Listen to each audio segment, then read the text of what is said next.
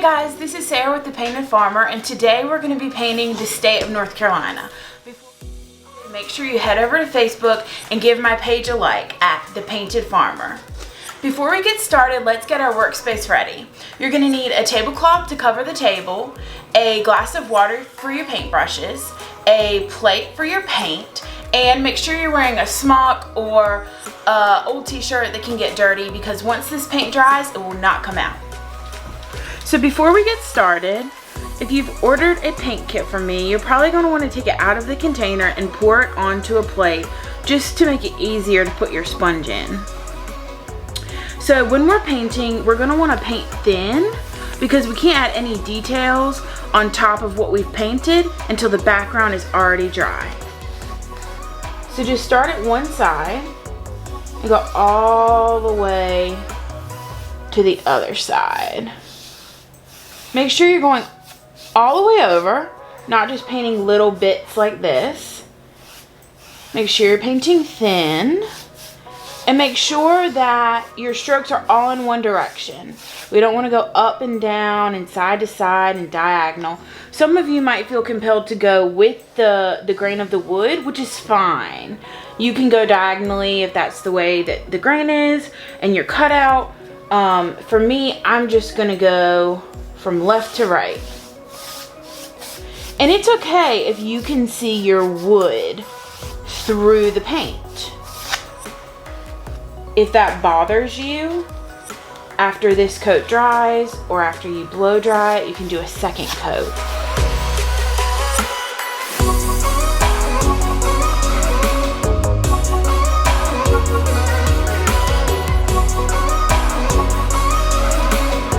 And as you paint and get further down, it's not a bad idea to just go up and revisit the top to make sure everything's blending well.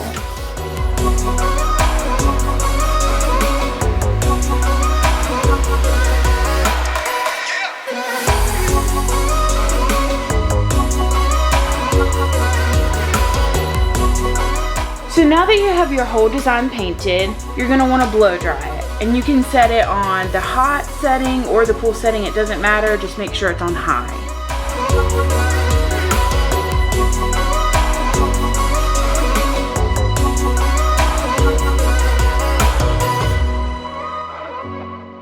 So now that your design is dry, we're going to work on the edges. For the edges, you can do a lot of different designs. You could do squiggles or swirls or straight dashes or polka dots, or you can copy the design I'm doing, which is a combination of a couple of the things I just mentioned.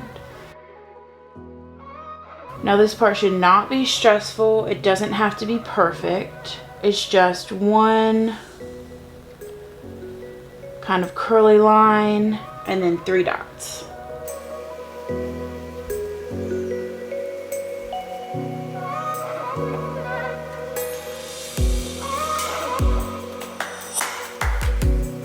Now that you have your edges complete in whichever design you've chosen, it's time to work on the middle, which will say home.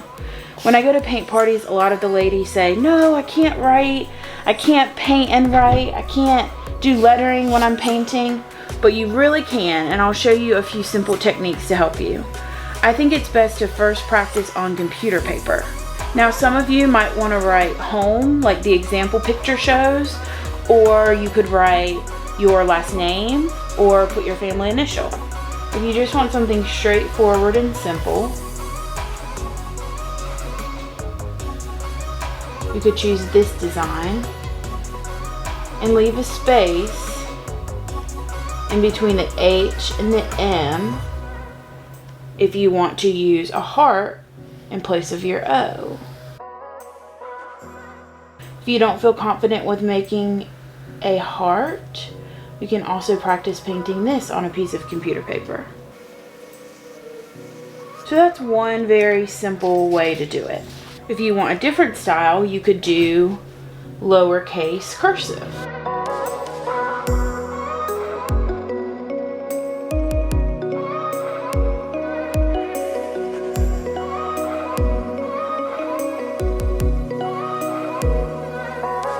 Another way you could do it is to have swirls. And if you don't want the heart in place of your O, and you just want it to say home like this, you could place the heart in the part of the state where you live. So for example, maybe you live up here. So put your heart up there. And when you're writing, it helps to kind of anchor yourself down with your pinky, and that helps give you some stability. So here are 3 different ways that you could write home, or you can make it your own and come up with a font that you choose. I think we're ready to do it for real. So I'm gonna choose the lowercase cursive writing.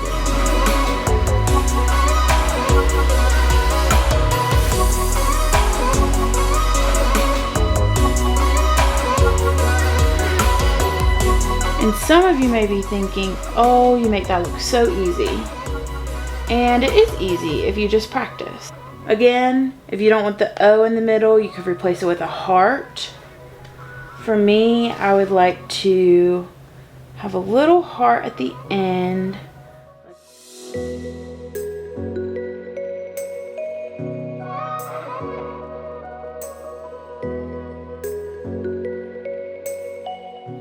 So for those of you who do want a red heart somewhere on your design, the first time you paint it, it's probably not going to cover your background color enough.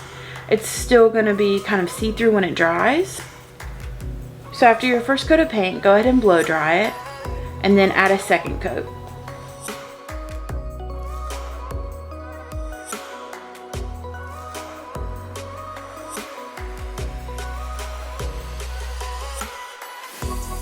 And as you can see, your lettering doesn't have to be perfect. My E is a little big in comparison to my O, but I think the beauty of art is in its imperfection. So now that we've blow dried our heart, let's just go over it one more time to give it plenty of coverage. And just like that, in a few minutes, you've created a beautiful piece of art that you can hang on your wall or your front door.